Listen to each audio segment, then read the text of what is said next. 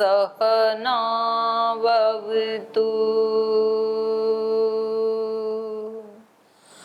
सहनौ भुनक्तु सह वीर्यं करवावहै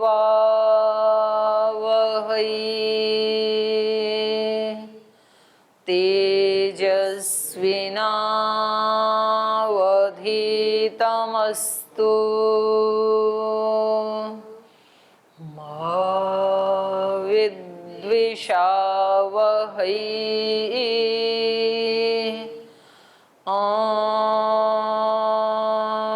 व्रतानां व्रतपते व्रतं चरिष्यामि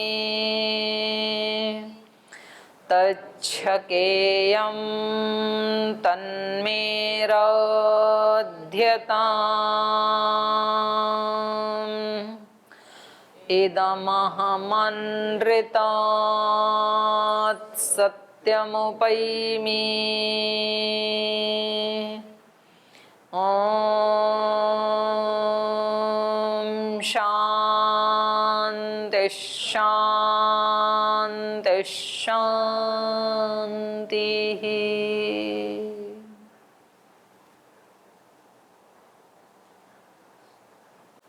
सांख्य दर्शन के पंचम अध्याय में प्रसंग चल रहा है सृष्टि रचना का। तो हम ये चिंतन करते करते इस निष्कर्ष पे पहुंचे कि सृष्टि रचना में ईश्वर निमित्त कारण, मूल प्रकृति उपादान कारण और फिर एक कारण हमारे जीवों के कर्माशय भी बनते हैं। हमारे जो अच्छे बुरे जो कर्म हैं, शुभ अशुभ जो कर्म हैं, वो भी इसमें निमित्त बनते हैं। तो बीच में एक प्रसंग चला कि भाई ये हम कैसे माने कि हमारा कर्माशय भी उसमें निमित्त बनता है। तो यहाँ इन्होंने 21 नंबर सूत्र में कहा था श्रुतिलिंगादिभिस्तद क्या था, हाँ, श्रुतिलिंगादिभिस्तत्सिद्धि, कि भाई ऐसा श्रुति में भी लिखा है, वेद मंत्रों में भी ऐसे मिलता है और ऐसा देखा भी जाता है लोक में। लिंग आदि भी मतलब ऐसे चिन्ह भी मिलते हैं, ये लोक में भी देखा जाता है कि जो जैसा कर्म करता है उसको वैसा फल मिलता है। तो कह रहे हैं इससे ये पता लगा। तो यहाँ पर जो लिंग आदि भी था, इस प्रसंग को फिर इन्होंने थोड़ा सा चलाया। लिंग का मतलब है अनुमान प्रमाण से। जगत में जो कोई सुखी दुखी दिखाई दे रहा है, तो ये किस कारण से, हम अनुमान प्रमाण से ये जानते हैं कि भाई जो ज्यादा सुखी है इसका मतलब उसने पुण्य कर्म किए होंगे, कोई दुखी है तो इसका मतलब उसने अच्छे कर्म नहीं किए होंगे। तो ये अनुमान प्रमाण से तो पता लगता है ना। कोई व्यक्ति ज्यादा अनुकूलता आने पर इतराता नहीं है और कोई प्रतिकूलता आने पे घबराता नहीं है, ज्यादा से ज्यादा वो अपने आप को संभाल के रख लेता है। तो इससे क्या पता चलता है कि जरूर उस व्यक्ति ने एकांत में साधना की होगी, अपने मन का निग्रह किया होगा, इंद्रियों का निग्रह किया होगा, भगवान की शक्तियों का आह्वान किया होगा, मतलब उसने अपने आप को अपलिफ्ट किया है। ये अनुमान प्रमाण से पता लगता है। और कोई व्यक्ति थोड़ी सी अनुकूलता आने पर आपे से बाहर हो जाता है और थोड़ी सी प्रतिकूलता आने पर टूट जाता है, विचलित हो जाता है। तो फिर अनुमान प्रमाण से ये पता लगता है कि इस व्यक्ति ने केवल शब्द तो पढ़े हैं पर उनके अर्थों को इसने जिया नहीं, उसका अभ्यास नहीं किया इस व्यक्ति ने। तो ये जो जो सिचुएशन हम देखते हैं उनसे अनुमान प्रमाण से हमें उसके पीछे के कारण का पता चलता है। तो अनुमान प्रमाण पे फिर थोड़ा सा इन्होंने इसको लंबा खींच दिया था कि अनुमान प्रमाण में एक व्याप्ति बनती है। तो यहाँ पर इन्होंने 29 नंबर में कहा था नियत धर्म साहित्यम उभयो एक तरह से व व्याप्ति। व्याप्ति क्या होती है?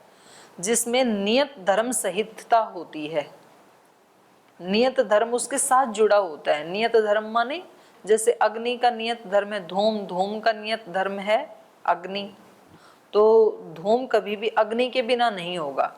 तो उनका क्या होता है हमेशा साहित्यम, सहितता, साथ रहना, ये होता है उनमें। उभयो एक तरस्य वा, या तो दोनों हमेशा साथ रहते हैं या तो उनमें से एक।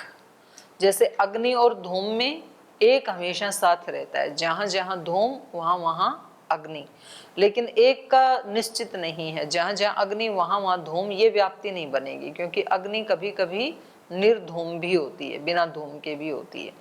तो इसलिए इसमें कहा कि या तो दोनों का साहित्य होता है, साहित्य का मतलब यहाँ पर पढ़ने वाला लिटरेचर नहीं, साहित्य का मतलब सहितता, साथ।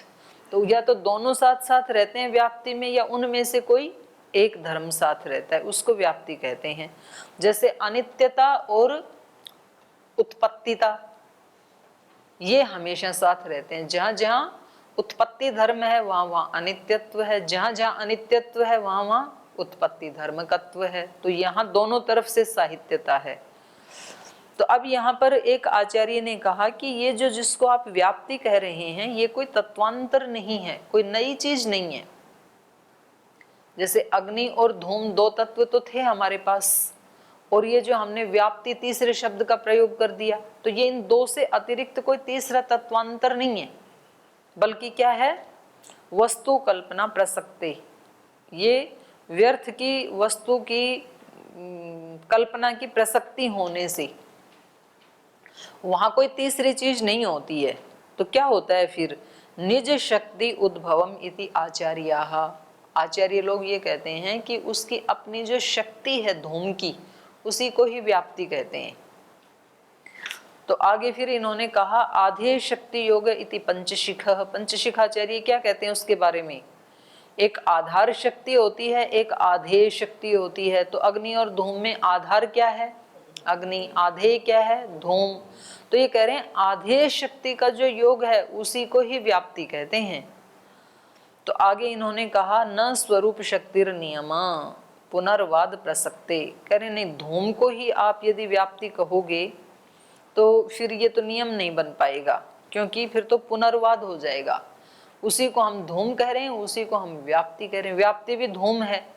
तो तब हम ये नहीं कह सकते हैं कि अग्नि और धूम की व्याप्ति, क्योंकि फिर पुनर्वाद हो जाएगा ना। क्या हो जाएगा पुनर्वाद, अग्नि और धूम का धूम, क्योंकि निज शक्ति कह रहे हैं ना, तो धूम ही व्याप्ति है, ऐसा कह रहे हैं कुछ आचार्य। तो बोले फिर तो दो दो बार कथन हो जाएगा धूम का, अग्नि और धूम का धूम, तो कोई अर्थ ही नहीं बनेगा ना। तो ये इन्होंने कहा। तो आगे अब कह रहे हैं, यहाँ तक हमने पढ़ लिया था, विशेषणानर्थक्य प्रसक्ते है। इन्होंने कहा विशेषण रूप में अनर्थक, कोई कहे कि चलो हम इसको व्याप्ति को क्या कहेंगे, धूम का विशेषण कह देंगे। तो कह रहे हैं विशेषण रूप में भी अनर्थक होने के प्रसंग से, जब धूम ही व्याप्ति का स्वरूप है तो उसके साथ विशेषण रूप में भी इसका कथन करना अनर्थक होगा, क्योंकि विशेषण भी उस शक्ति से कुछ अलग होता है ना। जैसे हमने कहा कि काला घोड़ा, तो जो कालापन है वो अश्वत्व से कुछ अलग धर्म है, तब तो ये कहना बनता है। और यदि कालापन भी अश्वत्व को ही लिए हुए है, तब तो ये विशेषण देना भी निरर्थक है, फिर तो कोई फायदा ही नहीं है। तो जब धूम ही व्याप्ति का स्वरूप है तो उसके साथ विशेषण रूप में इसका कथन करना अनर्थक होगा। कहा जाता है धूमो वह्नि व्याप्य, जैसे ये कहा जाता है कि ये धूम कैसा है, वह्नि व्याप्य है। वह्नि में, अग्नि में ये व्याप्य है, अग्नि व्यापक है और ये व्याप्य है। तो यहाँ धूम को व्याप्य अर्थात व्याप्ति विशिष्ट कहा गया है। व्याप्य का मतलब व्याप्ति विशिष्ट। तो यदि व्याप्ति धूम का ही रूप है तो व्याप्ति को धूम का विशेषण कहना अनर्थक हो जाएगा। फिर हमने कहा धूमो वह्नि व्याप्य, धूम क्या है, व्याप्ति विशिष्ट है। जो व्याप्य है धूम वो कैसा है, व्याप्ति से विशिष्ट है। तो यदि व्याप्ति धूम का ही रूप है तो ये कहना ही नहीं बन पाएगा ना, तब तो व्याप्ति को धूम का विशेषण कहना अनर्थक होगा, माने निरर्थक होगा। तो अब तीसरे सूत्र से अन्य जो दोष हैं उसको उपस्थित कर रहे हैं, अन्य दोष को। और क्या दोष आ जाएगा, धूम को ही यदि व्याप्ति कहेंगे तो पल्लवादिषु अनुपपत्तेश्च। और कह रहे हैं पल्लव आदिषु, पत्ते आदि में भी, अनुपपत्ते अयुक्त होने से। कैसे? पल्लव पत्ते से दूर स्थित पुरुष भी वहां विद्यमान वृक्ष का अनुमान कर लेता है। जैसे मानो कहीं कोई पत्ता आपको यहाँ इसमें से जंगले में से आता हुआ दिखे, कोई एक टहनी आ रही है जंगले में से, तो आप क्या अनुमान कर लेंगे? पीपल के पत्ते दिखाई दे रहे हैं, तो आप अनुमान क्या करेंगे कि बाहर कोई पीपल का वृक्ष होगा। नीम के पत्ते आए दिखे तो पत्ते को देख करके नीम के वृक्ष का अनुमान कर लेंगे। तो ऐसे अनुमान हो जाते हैं ना। पर अगर कोई सड़क पे पत्ता पड़ा हो टूट करके, तो तब अनुमान होगा क्या? पड़े ही रहते हैं सड़क पे, तब अनुमान नहीं होता है। जब वो उसके साथ संलग्न है वो पत्ता, तब अनुमान करवाता है। उससे टूट के कहीं इधर उधर बिखर गया तो वहां पर वृक्ष का अनुमान नहीं करवाता। कहीं वृक्ष रहा होगा जिससे ये टूटा, ये अनुमान तो हो सकता है, पर वहां पर तो अनुमान नहीं होगा ना। तो यही कह रहे हैं ये कि पल्लव पत्ते से दूर स्थित पुरुष भी, कोई पत्ता है और कोई पुरुष दूर स्थित खड़ा हुआ है, तो कह रहे वह भी वहां पर विद्यमान वृक्ष का अनुमान कर लेता है। हम कहीं दूर खड़े हैं, हमें ओट से मतलब ओट, पर्दा, दीवार आदि। तो कह रहे हैं कि हम कहीं दूर खड़े हैं और हमें ओट से कुछ थोड़े पत्ते टहनी के साथ दिखाई दे रहे हैं, उनके द्वारा हम वहां विद्यमान वृक्ष का अनुमान कर लेते हैं। हमारा वह ज्ञान यथार्थ होता है, क्योंकि हमने उन पत्तों को और वृक्ष को कभी दोनों को देखा था साथ साथ, और आज केवल पत्ता देख रहे हैं पीपल का या नीम का। तो उस पत्ते से हम उस वृक्ष का अनुमान कर लेते हैं कि भाई वहां पर पीपल का पेड़ है या नीम का पेड़ है, जो भी, या आम का पेड़ है, पत्ते से पता लग जाता है। तो कह रहे हैं उनके द्वारा हम वहां विद्यमान वृक्ष का अनुमान कर लेते हैं, और हमारा वो ज्ञान, अनुमान कैसा होता है? यथार्थ होता है। अनुमान प्रमाण भी हमेशा प्रत्यक्ष की तरह यथार्थ ही होता है। यहाँ अनुमान का मतलब शास्त्र में कोई अंदाजा नहीं है कि भाई अंदाजे से कहा था हमने। तो यदि पल्लव में वृक्ष अनुमापक शक्ति सहज है, तो पत्ते के टूटकर अलग चले जाने पर भी उन पत्तों से वहां विद्यमान वृक्ष का बोध होना चाहिए। जो जिन आचार्यों ने ये कहा था ना कि धूम जो है व्याप्ति, धूम की अपनी जो निज शक्ति है उसी का नाम व्याप्ति है, व्याप्ति कोई अलग चीज नहीं है। तो ये कह रहे हैं कि पत्ते को देखने से वृक्ष का अनुमान होता है। ये पत्ते में यदि शक्ति है वृक्ष का अनुमान करवाने की, तो फिर पत्ता टूट के कहीं दूर चला गया तब भी अनुमान करवाना चाहिए, तो तब तो होता नहीं है। तो इसका मतलब ये जो पत्ते में जो शक्ति है, ये किसकी शक्ति है? आधार की भी है ना, केवल आधेय की शक्ति नहीं है ना। व्याप्ति केवल धूम का रूप नहीं है, ये कहना चाह रहे हैं। तो ये कह रहे हैं यदि पल्लव में वृक्ष अनुमापक सहज शक्ति है, इन्होंने क्या कहा था? सहज शक्ति कहा था इन्होंने, ये पिछले इसमें कहा था ना, 31 नंबर सूत्र में कहा था, निज शक्ति उद्भवम इति आचार्या, अपनी ही शक्ति का उद्भव है व्याप्ति, ये कहा था आचार्यों ने।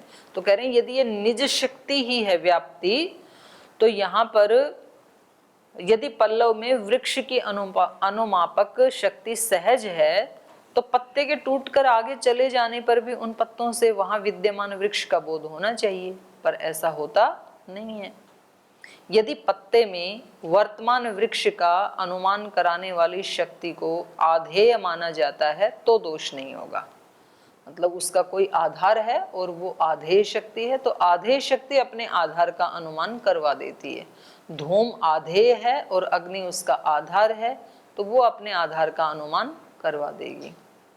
क्योंकि पत्तों के वृक्ष से अलग हो जाने पर आधेय शक्ति नष्ट हो जाती है। आधार नहीं रहा, नहीं ना, अब उसका आधार नहीं तो आधेय भी नहीं है। धूम बिल्कुल ऊपर चली गई आकाश में, कहीं बादल का रूप ले लिया, अब वो अग्नि का वो करवाएगी का अनुमान? करवाएगी।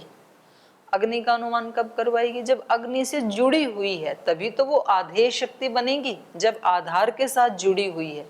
जब आधार से अलग हट गई तब वो आधेय शक्ति नहीं है, तब वो अपने आधार का अनुमान नहीं करवाएगी। हमारा आधार क्या है? आत्मा या परमात्मा।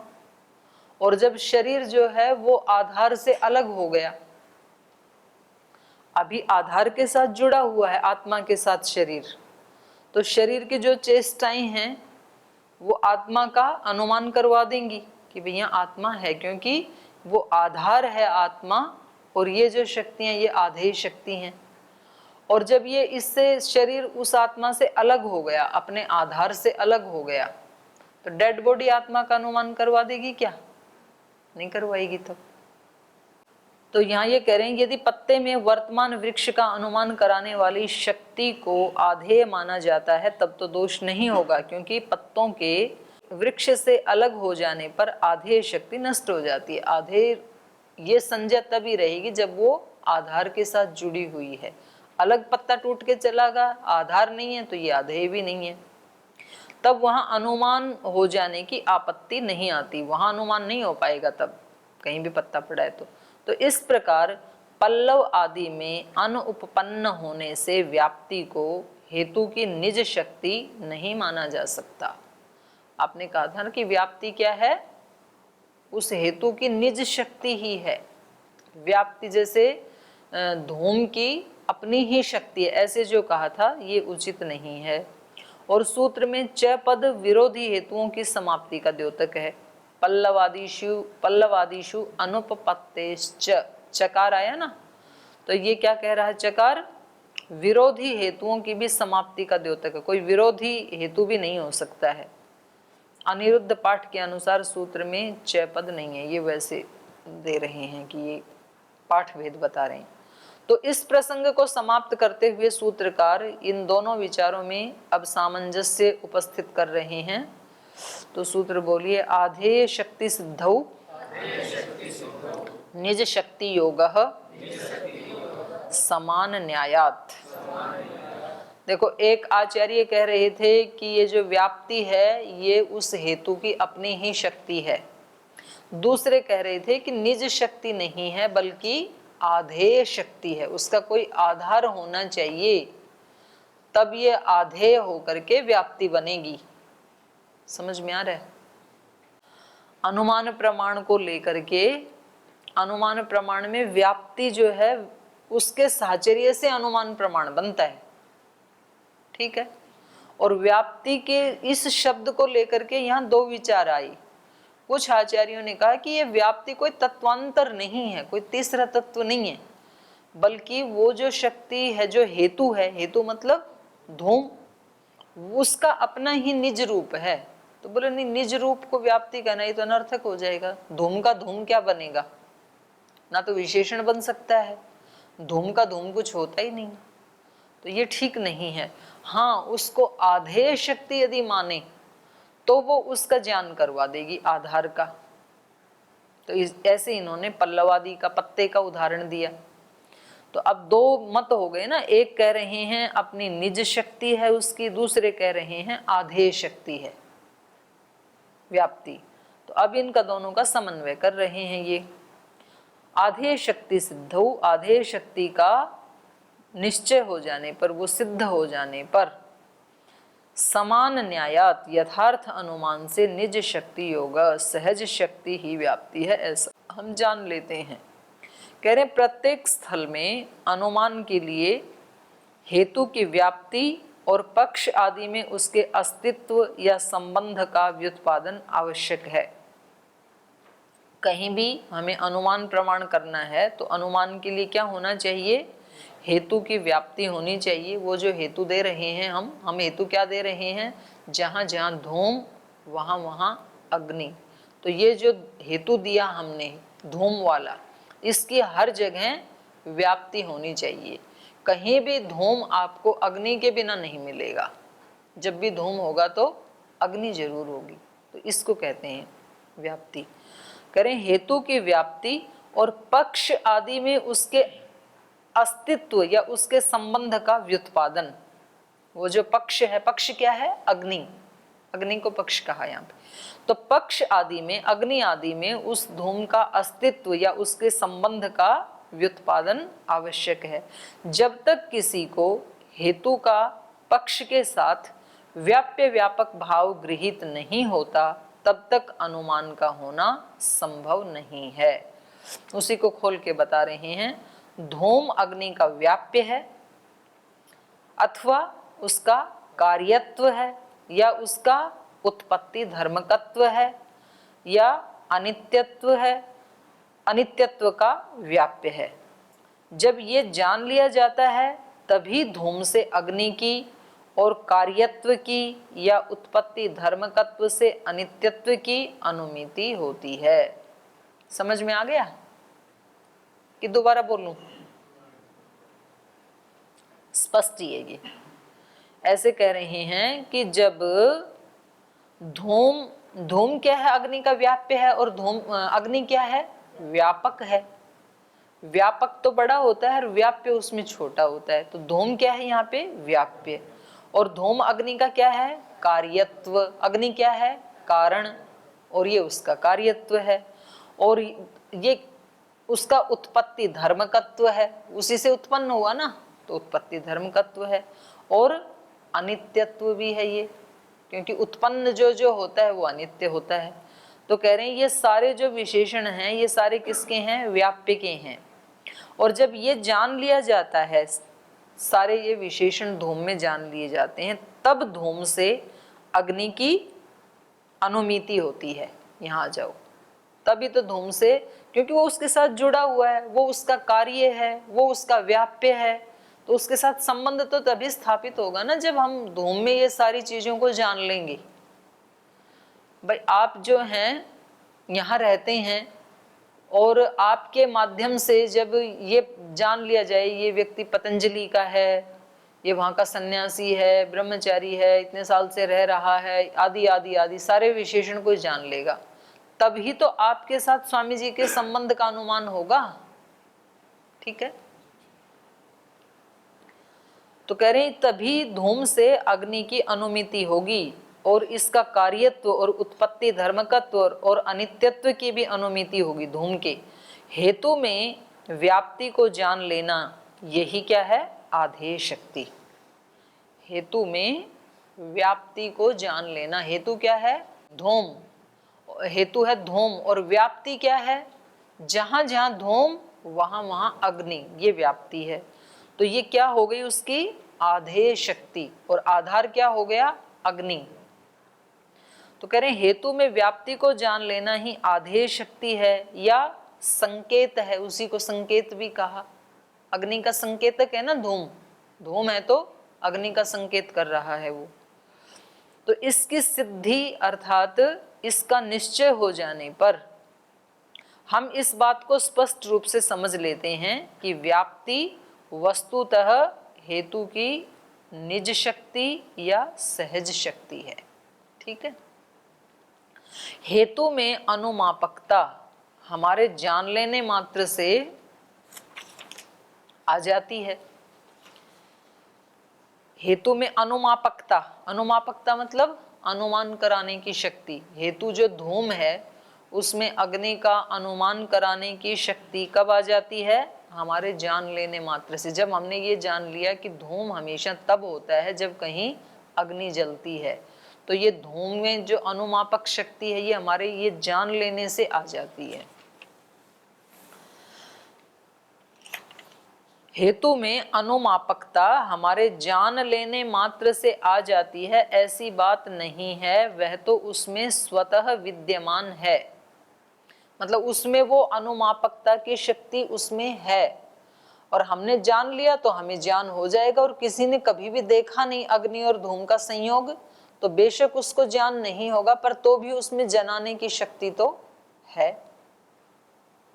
उसका जान लेना व्यवहार में उपयोगी होता है, उसके द्वारा हम अनुमान का प्रयोग कर लेते हैं। अगर किसी को इसका ज्ञान हो गया तो व्यवहार में उसके लिए उपयोगी है। वो बता देगा कि जहाँ जहाँ धूम होता है वहाँ वहाँ अग्नि होती है।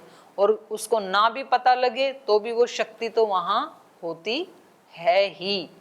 माने किसी को ये पता लग गया कि भाई अच्छे बुरे जो कर्म हैं वो सृष्टि की रचना में या हमारे जीवन के निर्माण में उनका बहुत बड़ा महत्व है, तो वो बता देगा भाई जैसी करनी वैसी भरनी। और यदि ये ज्ञान नहीं भी है तो भी उन कर्मों में वो शक्ति तो है कि वो वैसा वैसा फल दिला सके, ये कहना चाह रहे हैं। तो अगर हमें ज्ञान है तो हम उसके द्वारा अनुमान का प्रयोग कर लेंगे। जैसे न्याय पद का अर्थ अनुमान का प्रयोग है। आधेय शक्ति अर्थात संकेत का निश्चय हो जाने पर समान यथार्थ रूप में अनुमान का प्रयोग होने से यह स्पष्ट हो जाता है कि निज शक्ति ही योग संबंध अर्थात व्याप्ति है। निज शक्ति को ही क्या कहा? योग। निज शक्ति को ही कहा संबंध, और निज शक्ति को ही कहा व्याप्ति। धूम की जो अपनी शक्ति है, या धूम का जो योग है, या धूम का जो संबंध है अग्नि के साथ, उसी को क्या कहा? व्याप्ति।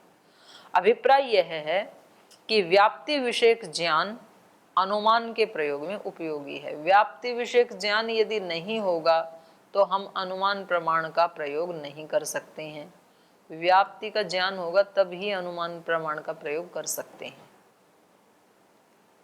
और व्याप्ति क्या है? नियत साहचर्य है, उसका व्याप्य धर्म है, उसका आधेय धर्म है, उसका आधार ये होता है। तो आधेय का पता लग गया तो आधार का भी पता लग जाएगा, व्याप्य का पता लग गया तो व्यापक का भी पता लग जाएगा। तो इसलिए कह रहे हैं, अभिप्राय यह है कि व्याप्ति विषयक ज्ञान अनुमान के प्रयोग में उपयोगी है, इसलिए यह आवश्यक है। पर व्याप्ति का स्वरूप हेतु का सहज धर्म है। व्याप्ति का स्वरूप क्या है? हेतु का जो सहज धर्म होता है। जैसे हेतु है यहाँ पर धूम, तो धूम का सहज धर्म क्या है? अनित्यत्व, उत्पत्ति धर्मकत्व, व्याप्यत्व, ये उसके सहज धर्म है।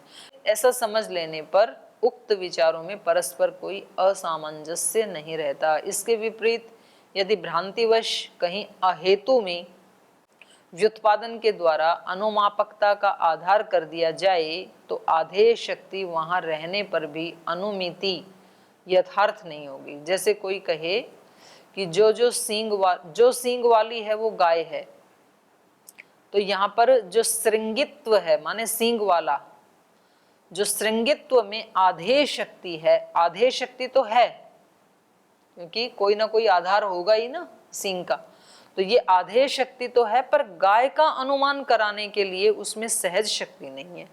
सींग वाला तो कोई भी हो सकता है, भैंस भी हो सकती है, बकरी भी हो सकती है।